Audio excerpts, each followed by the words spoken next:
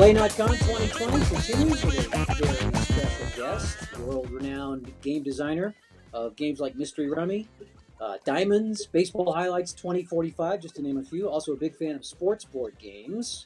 Those two things by themselves are not that unusual, but to have somebody who's both a noted game designer, board game designer, and a sports board game fan is rather unusual. Former radio air personality at WCBS FM in New York City, among other places, and a good friend to play games. Please welcome Mike Fitzgerald. A very good intro, Keith. You were on the radio too, I know, weren't you? I was, yes. At WPLJ, doing that same kind of thing then. Mike and I yeah, it's great to be here. What a convention. It's been great so far. You finished the golf tournament pretty well, I think. I think you shot a 141. You're an emerging contender. Okay, yeah, I was three. That's 3 under, I think. Yeah, first half was par, and then I had an up and down second half, including having animals get in the way and that kind of stuff. Which animals? Was it a squirrel or an animal? It was a small animal. It was in the small animal category on hole 15. I'm being put my head. I think we're now. Oh, I think I lost my video. Just checking to see. Can you hear me, Mike? Yes, I can. Okay, I'm not going to worry about the video. My screen is showing like a triangle warning symbol, but I think we're still live, so I think we're good. We got video. So, what sets you apart from the typical sports board gamer is your success in the non-simulation world? Both sports games and non-sports games. Maybe you could talk a little bit about that. Yeah, well, I started out playing the sports sim games when I was 11 in 1959, and I bought. Actually, my father and my uncle, I think, bought me a whole APBA set, APA, and I just went nuts on it. I started playing it all the time. I did one season replay in my life. Everything else, I would come up with these crazy tournament ideas because I had made up games before I did that. I had a deck of cards, and I made a baseball sim from just a deck of cards. It wasn't much of a sim. The ace, the ace would be a home run, et cetera, et cetera. And I would pick a player, like I picked Willie Mays, so he hits all the home runs. So I keep track of how many home runs got hit and things like that. But so it's always been a real love of mine, and that's the same year I started playing Avalon Hill war games and their board game, 1959. So I was in both of them already, and I played chess when I was younger. So I'm trying to remember. I think I got out of the sports game playing for a few years, and in the 90s when I was doing radio full time, and I started doing games full time, and I was doing a trading card game as my first game, which I wouldn't advise. That took up all my time. It was a killer. But then after that, I picked easier games to do. That would not take as long. I still did trading card games, but I had them down to a formula kind of thing. So I did pick it up later, and tell you, it's a hobby that just will never let go because you're always going to be a time in your life where you have some extra time. Something like we're going through now is perfect. Things where you need some time by yourself and you need to have some fun. and it's not so easy during what all of us are going through. So I always played them both, and the design process started in the early '90s for me. I had play tested some companies' games, and I began to realize, gee, I can actually make these things. And of course, I didn't know there was much money in it, so I wasn't thinking of it like as a main career. But I Mhm. thought it might be fun to dabble. And then the Magic the Gathering comes out, and I realize, oh well, some people are making money in this thing. So that's why I started with a trading card game just to see what I could do. Well, tell me about the trading. Where were the trading card games? Now I know you're involved with Pokemon, but I think you did a wrestling trading card game. Yes, I Go did. into So that a my little bit. my first game was Wyvern, which was a game about mythology. Then Wizard of the Coast hired me as a freelancer to do games for them. So I did WCW Nitro, it was called, which Hmm. was a wrestling game in the Nitro universe. It's interesting because those games, when you're doing a theme with real people involved in the IP, you do get a little close to what you're doing, sim. I mean, it's really becomes partly sim game. It has to have a lot more strategy and being Right. a card game and putting your decks together and this and that. But each wrestler had to have his own finishing move. I got to hang around with wrestlers for a long time. I'll make this story really quick, but I showed a game before WCW was bought from me by WotC. I showed it under the WWF IP to the World Wrestling Federation at the time in Stamford, Connecticut. And they said, well, we're having a lot of people make these. We're not sure yet. So I said, well, sometimes people will pay to hold the game, so you could give me something so I don't show it to anybody else. And they said, Hmm. who else is going to do a red? And I'm thinking, what are they nuts? Don't they know there's another competing Yeah. wrestling league? Anyway, that's what happened. They found out that I had shown it, and they called me from Wizard of the Coast and said, Mike, you got to fly out here right away because we're under a contract to make one of these for TNT, for Ted Turner, and et cetera, et cetera. So from there, I did the X-Men. I did the first X-Men trading card game for the first X-Men movie.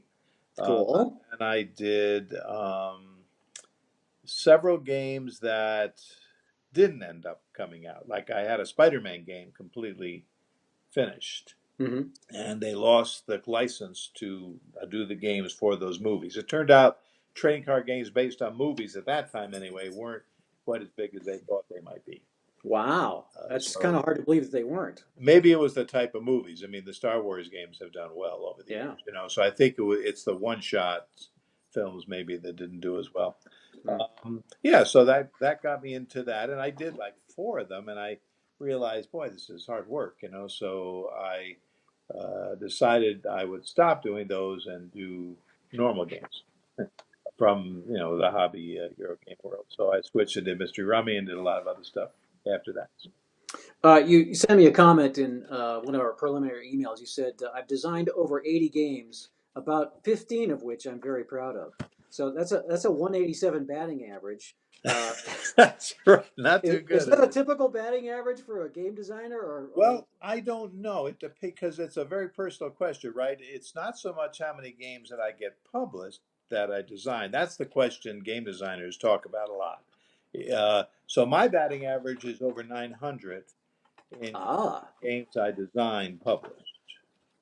Um, I that's a pretty good batting average. Yes, it is. I only have a handful that aren't. The problem is when I first started, I had a pretty big hit with Wyvern, and the companies started just coming to me for specs, we call them, for a game design based on an IP or based on some little idea. And I did a lot of those. Hmm. And I knock them off quickly, and I look back at them, and I'm not too proud of any of them really because I mean, a game takes time. You have to Hmm. let it ferment and breathe and get it played, and I like to take my time with a game so it has a chance to last. So Hmm. it's the 15 or so that have lasted, 20 years plus, or the more recent ones that are still going strong that I've spent. So my average now, games that I'm happy with that get published is much higher than it was then. What are some of the games that you're most proud of doing?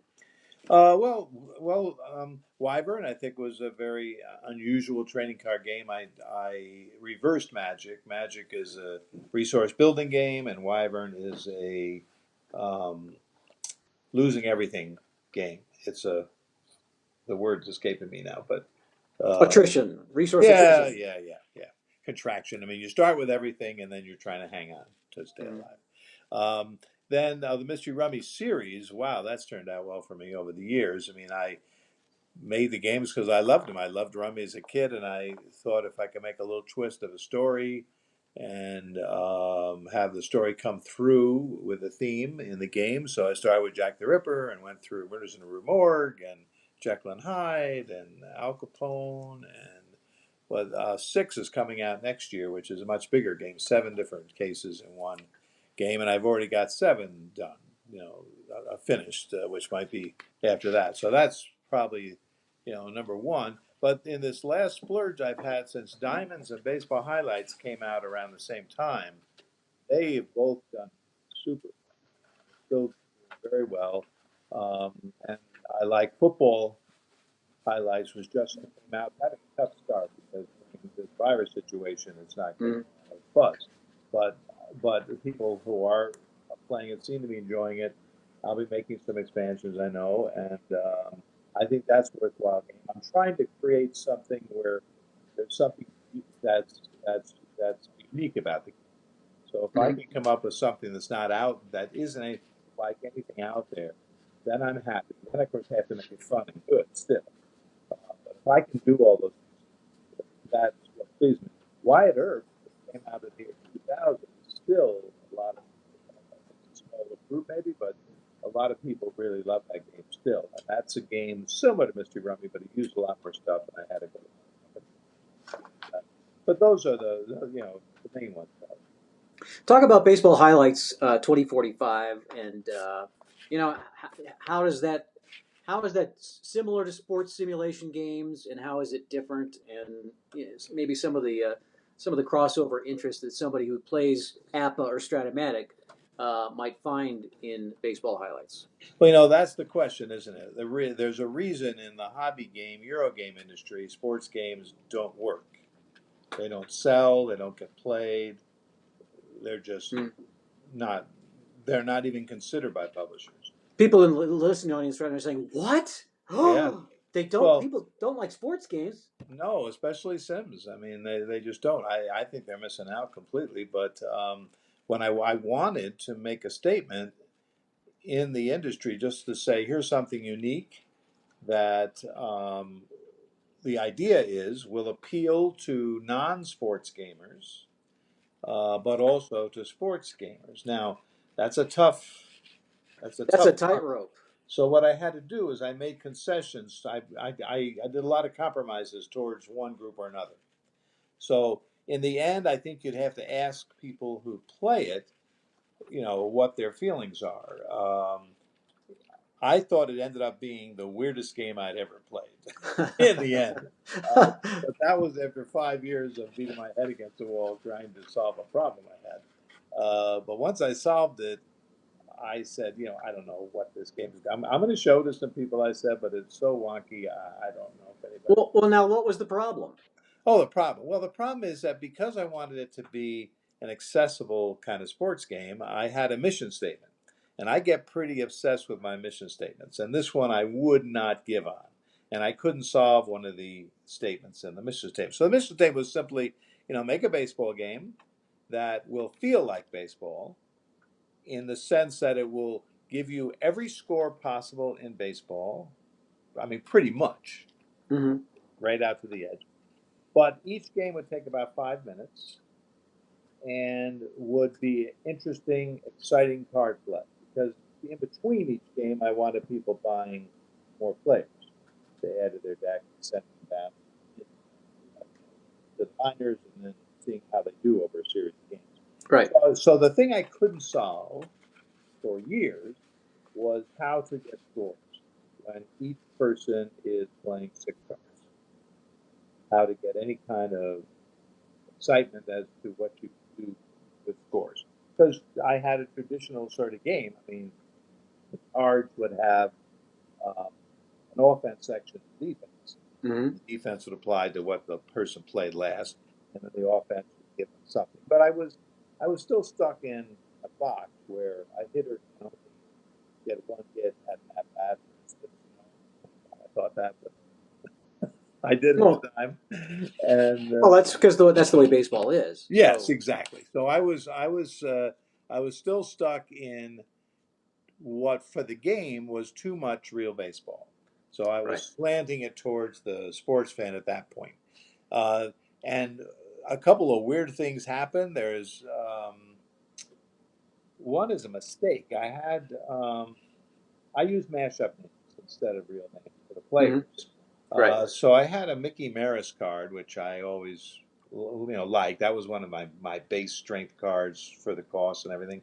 And I had he did a home run at first, Mm-hmm. um, and I was making adjustments, and I don't remember what I was trying to put on the card, but I scribbled something, and of course my handwriting is horrible, so that's a problem. You're designing a game. Right. What did What I did I write there? what did I write? I can't remember. Uh, Yeah. but it looked like a single symbol.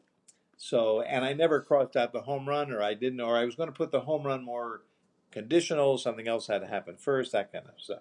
Um, but I'm playing one day, and I play the card, and okay, that's a single and a home run. And then I said, and it like just hit me that, holy cow, what have I been doing all this? Ah, I've got to yes. put 2, 3, 4 hits on these cards. Uh, just a heads up. It sounds like Mike's voice is cutting in and out a little bit. If you Yeah. could lean a little bit closer to the mic, maybe. Yeah. Did you hear that, Mike? Yes, I will. I'll get Okay. right up here. Yeah. Okay. So anyway, that just opened up all these runs, right? Mm-hmm. Because I said, wait a minute, I can have a guy do 3 home runs In because one pitch. at bat. And yes, in one at bat, absolutely. In in the pitching in the formula that I use for the game, it's a deck builder, so there won't be any like what they call broken cards in trading card games. Are cards where there's not really an answer for the strategy. You can put a bunch of them in your deck and you just win. Um, Right. well, you can put all you want. Of course, there's only one fence crusher in the game, and he's $15, which is a lot of money to have between 2 games. And there's a whole slew of pitchers that immediately cripple them. A curveball strikes him out right away. There's no hits. The knuckleball, 3 triples. There's different stuff in the game that will remove uh, those hits or make them not important. So as long as there is that stuff in the game, Mm-hmm. you can do whatever you want offensively. There really isn't now if I had 10 fence crushers in the game, maybe that's too much. But And when you say $15, what you mean is that it's resource that you're spending in the yes, game. It's not yeah, you're not paying because every $15 for time this you card. play a card, the other people in your lineup for that game have a money contribution. How much do the Right. fans want to see that? So the fans coming to see this player. Now the fans didn't like robots as much as they like the real people, the naturals. So the Right. naturals would tend to get the more money, and then the robots would be great. But people, this was the beginning era of baseball with robots. So the people had to be convinced, and they weren't quite convinced yet. Then the other thing happened because I still had one field. So you're Mm-hmm. up. Well, I may have to go back further for that even. I guess no. In an earlier version, when I was starting to do diamonds and develop the game, I was still working from your, you're affecting the other guy's um, feel when they're at bat, but you're not at bat. So Mm-hmm. I had the switching of innings. And now that's another thing from baseball that I hadn't gotten rid of yet. Right. So I'm Right. running a diamonds play test, and this guy's giving me a real hard time. He's saying, Mike, in diamonds, this diamond suit is way broken. And I said, well, have you ever heard of a trump game? Now, people who own the card games don't know what I'm talking about, but one suit, the diamond suit, is twice as good as any other suit. And so Mm-hmm. that's the art of playing the game, is to figure out how to capitalize on that or weaken that if you don't have any diamonds. Et cetera, et cetera. So I said, well, let's play a game where the diamonds are equal to everything else.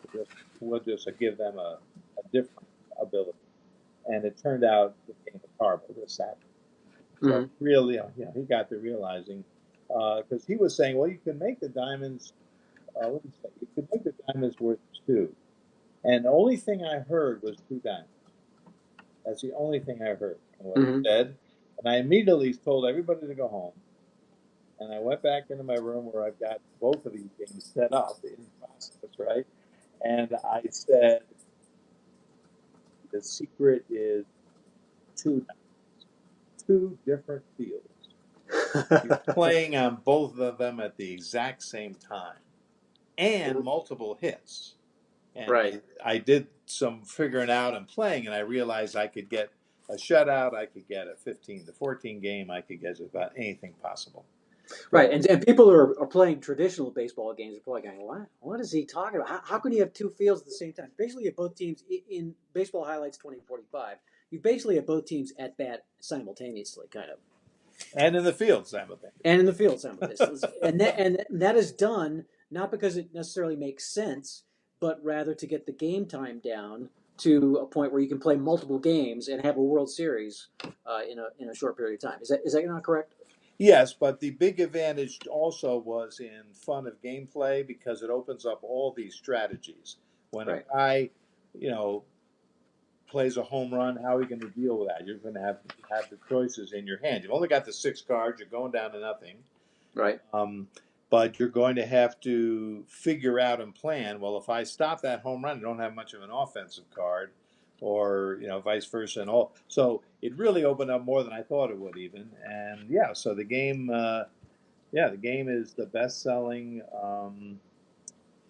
sports game, period, in hobby Euro gaming, which refers to Euro gaming are games where the designer's name is on the box. Mm-hmm. And that's most of the hobby games are too now. And then it's a game with lots of choices, of a typical Euro, and not much randomness. Now all Right. that's changing, as those of you, because I know some people are. I heard this morning. I think it was Travis is into the board games too. So if you're Right. following that development too, you know that Ameritrash is what we used to call the American games has been filtering into Euro games and vice versa. So you have a game like a Gloomhaven, which is an Ameritrash theme and it's Mm. Euro game, and then you have other Euro games that are adding dice. So the whole thing's becoming. So, speaking of different kinds of games, you have a new line of sports games coming out called they're roll and write games. Can you describe what a roll and write is, and how do you apply the sports theme to roll and writes? Yeah, I didn't come up with this at all. Yahtzee was the first roll and write. So you're rolling dice and then you're writing something on a sheet of paper. That's all you really. That makes it a roll and write. What hasn't been done is sports, and it's Well, so good. I mean, it's so much fun and it's so good, and you can play multiple players at one time, and they can all get a score. So if you're playing baseball, you can have four players and I get a 2-1 record, you get 1-2, or this guy's 3-0. You can have a relationship, play several games, and have all kinds of fun. So and what you you do, huh? you're rolling at the same time, or are you rolling No, individually, or no. And again, this is different with every roll and write. So, but the mechanic that I use is similar to some. There's an active player at any given time who's rolling all the dice, and Mhm. he puts them on a field. There's slots on the baseball. It's one game coming out, by the way. It's called Sports Highlights. And there's a board. On one board's a baseball game. On the other board is the football game. They're very different. They feel different, but there's enough similarities so we could do that. And we save on dice and things. Right. But so you put the numbers, like all the ones go on the. Actually, it's the single space. All the twos go on the doubles. All the threes go on the triple. The four, the home run. The five is walks, and the six is stolen bases. So you put all those on those slots. So you're the player who will choose. You take all of one number of dice. Like if there's five, 3, you might take that because you will mark off the 3 track on your sheet 5 times. Right. Then every other player will take 2 that are still there, and they're not going to take them. They're just going to write them down. They're going to take 2 different numbers, 1 square of each. So you have to see the sheets, but this will work you towards all kinds of hits, clutch hits, different things you're trying to do. You know, the football game has the yardage done that way. Mhm. You know, I haven't tested them yet with other sim gamers like myself, but I know I like them a lot. Um, and but for normal gamers, it's going very well. But I'll promise you this: they're going to be out next June. At some point, the company will have updated mats. My charts are pretty rough. They're going to when they have a nice quality of charts of pads, I will make them available through you. You can put them up on the Play website or whatever, and folks can print it out. They can have the rules and those. And it'd be fun to hear some feedback. And that'll Yeah. be sometime, probably by the end of this year, I would guess.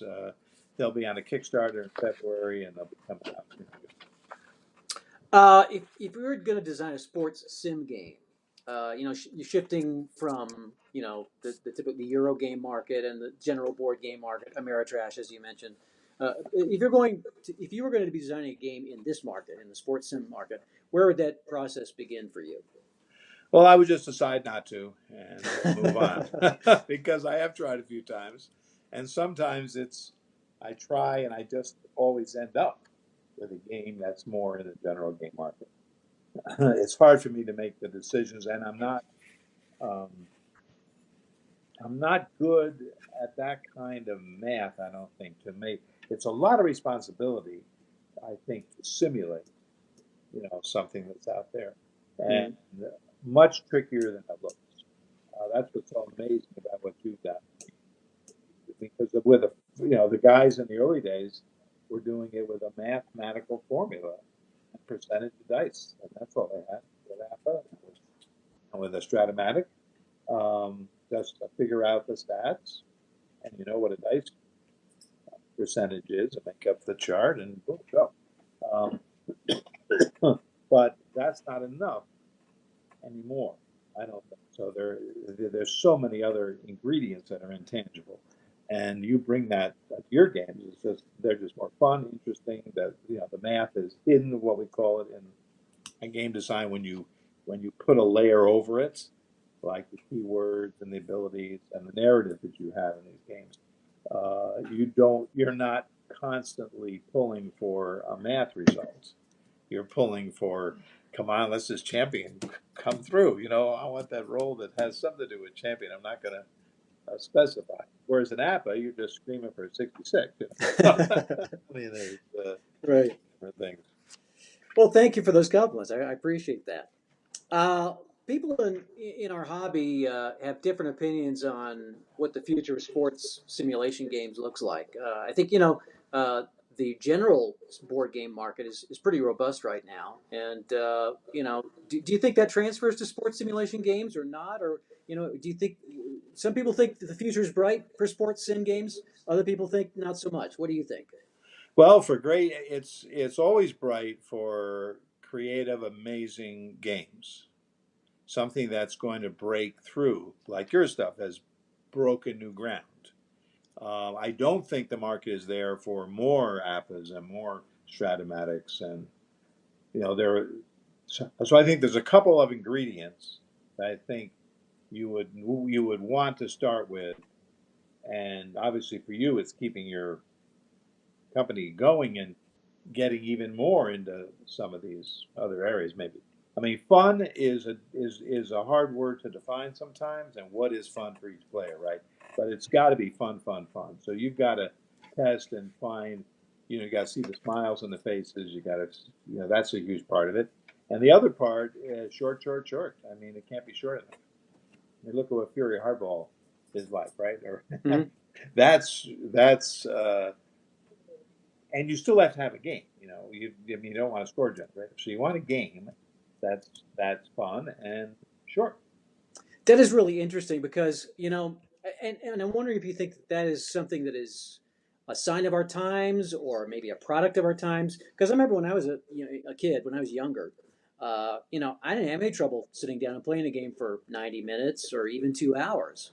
But I'm a lot less likely to want to do that now. And you just brought up this whole point about short, fast, get it, Yep. have a quick runtime.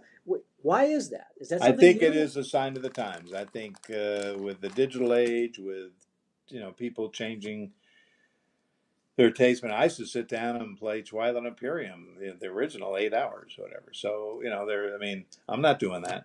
So they came out with was it TI3 or 4, whatever it is now, that is more streamlined. Now, it still may take a 4, but which is still not too much. But yeah, so there's a lot of difference in the length. But I noticed when I find a really good game, like in the war game department, Undaunted Normandy and Undaunted North Africa are very recent, and they're innovative, and they're short.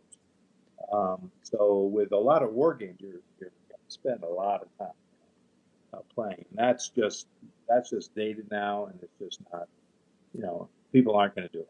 But what about like Dungeons and Dragons? I mean, from what I understand, and granted, I'm not a Dungeons and Dragons player, but from what I understand, D&D is bigger than ever, and that takes a long time. Yeah, I wouldn't say bigger than ever. Ever would be back to its heyday, right? And when it was a TSR product, and before it was the Coast Okay. got it. It's still published.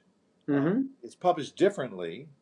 Years ago, they went away from the complete book, only book stuff. They brought miniatures in. They brought miniature games in. Now, the games based on D&D outsell D&D. So like Ah, it's I guess interesting. you're up to 5 now with D&D. So you're buying books if you're just Mm-hmm. going to play the role playing game. But they have the miniature games. They have Castles of Ravenloft. They have all different themes put in. The Lords of Waterdeep comes loosely from Dungeons and Dragons. It's a huge hit. So they look for creative ways to just use the themes and the trappings, but put them in a modern setting that will be liked. And shorter. And short. And short is the big thing. Yep. Okay.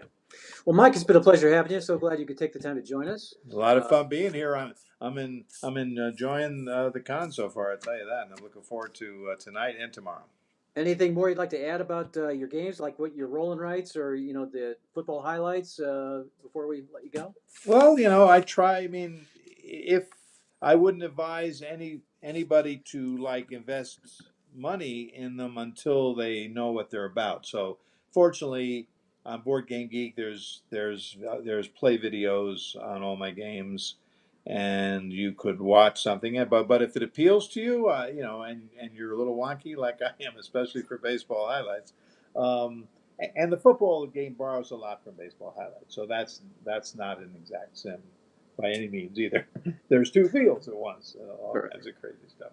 Sounds like Sam's got something he wants to throw in here. Yeah, a couple people in the comments were asking what the best place to get a copy of Football Highlights is. Do you have any input on that? Amazon has them all. Amazon has football highlights, baseball highlights, mystery rummies, Wyatt Earp. It has um, a diamond, so you can just look it up on Amazon. If they're out, because football highlights especially came out in January, and that was a mess, with everything Right. starting Yeah. shipping. If you don't find it on Amazon, you can always go to eaglegriffin.com. They're the publisher, eagle/griffin.com.